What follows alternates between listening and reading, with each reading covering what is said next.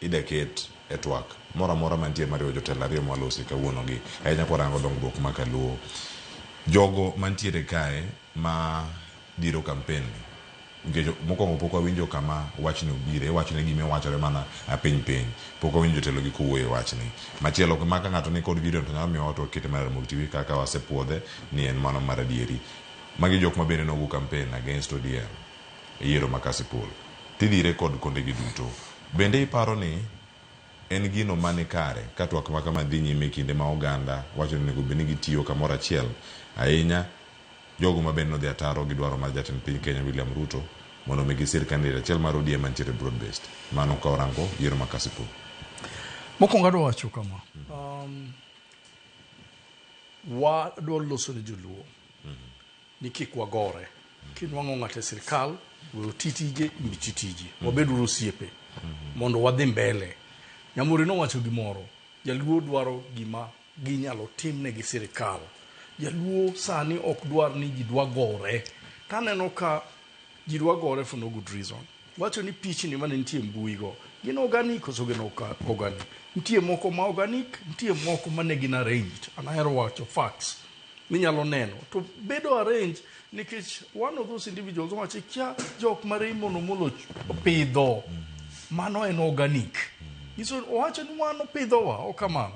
Koro ko pidhowa tidwa gori kode, ini bro pidhowa. Iso winjo gino. Nitie jok ma Wanga pidho, nitie jok mare mono mulo pidho. Iso ni jogi ko gi feel ni gini ok dhi maber ahinya, nyaka giwuok ogo go koko. Mano organic.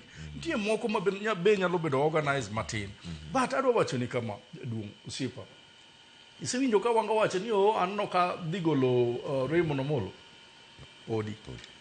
Isewinjo ka Raymond Omolo wacho ni an giga kia ng'ato onge madhi gola. Podi. Mano en facts, mago gin evidence, nitie jogi nitie gi cold war, nitie gi matimore ma ging'eyo. That is why they're not making a statement. Osamboro ka giwuoyo bende wachni donjo wachni nango to onge ng'ama. That is why they're not making a statement. Nikech kaga wacho ni okatimo, to koro kokitimo no to ng'ato koro produce evidence. Silence is gold. Silence is gold. Gino koro ngeni koke wacho ni nokatimo to ng'ato wacho to dong ne wan kanyo. Koro winji koro. Nikech ni se wacho, mano is worse. Mane mo miana no ka jogo ling. But I want to say about 4 things. One, Wanga, Gladys Wanga is the only person, most of us know the kingpin ma joluo, makoro joluo wuok kagolo ni okwadwar Wanga. More demonstrate against her. She need to think about that. That is so important for her to do that. Number 2, any winning mar Kasipul is not anything to carry on your head. Kiwacho ni koridwaro everything. Nikech wang'eyo ni sirikal no konyogi. Wang'eyo maber ni kaden ODM kende, they will have lost terribly. Manegi manyaka ng'isi. And last, they will have lost in Kasipul in a big way, especially the numbers. Ibinja, jamuri kiting badika opro gore kodika. Okadwa tingo waditingo badika. Wanda sirikal odo. Sirikal no kuro nyaka deputy president. Ini paro ni mano ne deputy president en je ODM. Nitie gima notimore kanyo wang'eyo. To king'iyo the margins betin, koro kinyal kawo achiel tiwacho ni koro adwa timo gima dwaro kata adwa ino jogo mana paro ni ne pinga. Ibinjo in this thing. Adwa wacho kama Ilog be owacho ni there was a problem.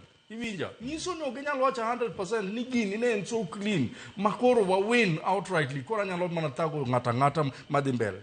Mara adek adwa wacho kama, ang'o momiyo Esbon Omolo nowacho ni ok inyal run for governor. Koro ka Esbon Omolo se shelve ambitions gi mag governor, to gine mane giwacho, ne gidhi nyaka president, ma giwacho, I have facts on this, I can quote, gidhi nyaka president, giwacho ni koro kwa wadwa tiye handshake ni, to koro jomoko inyowa, Esbon Omolo koro inyo on the ground, what do we do? Esbon Omolo, eno wad gi Ray Omolo, kane gigole mo wacho ni koro aweyo, koro gidhi Ray. Niso ni that was the beginning. Ne gidwa ng'iyo ni jogi concede, ka gise concede to koro gidhi Ray, mondo gigol, mondo koro gin gidong'e. Why are they fighting this family? Adwa wacho kendo kama. Mar ang'wen, Honorable Gladys Wanga nentie very close to ng'amani luongo ni Honorable Matiang'i. Matiang'i was a CS Interior at that particular time. Honorable Gladys Wanga was very close to ng'amani luongo ni Murkomen. Murkomen is the CS of Interior. Gladys Wanga ong'eyo very well ni odwaro ni obed gi control on the interior to a place kake notimo mar Matiang'i, mo a lot of security in last general election, mo destabilize a lot of few things. Murkomen is also there. Ang'o momiyo pok owacho ni Murkomen ogol, Ray ema odwa ni mondo ogol. Are you seeing what I'm saying? Allegations. Ang'o miyo ka giwacho ni gigolo Bray, dagi wacho ni kore goluru Murkomen be, nikech Murkomen wang'e osiepne moselime nyaka dalane, ok kamano. Ok nyal bedo ni ka en jomoko to wamorgo, to ka en jo ot magin joluo to koro wabedo mager kodgi. We cannot do that. Nikech kwa timo kamano to wabro bedo gi problem. One last thing. Honestly, Gladys Wanga cannot start a lot of fires. And then of course start another fire gi Magwanga. O mare molo ni bo o start koni. Mare es bono molo be no chako kocha. Iwinja. Mar jo Kanyada be anano kano si chako kanya niketo riembo wur Kanyada moreti keno rwako moro. You cannot start all these fires. Mar Kingpin bo o chako kanyo bejigone kuku. Demonstration be the. If I were to advise her, she needs to calm down and consolidate. Nikki, this is going to be a serious problem for her in future. Knowing that Raila will not be there to support her. Yeah. Gima do watch. And one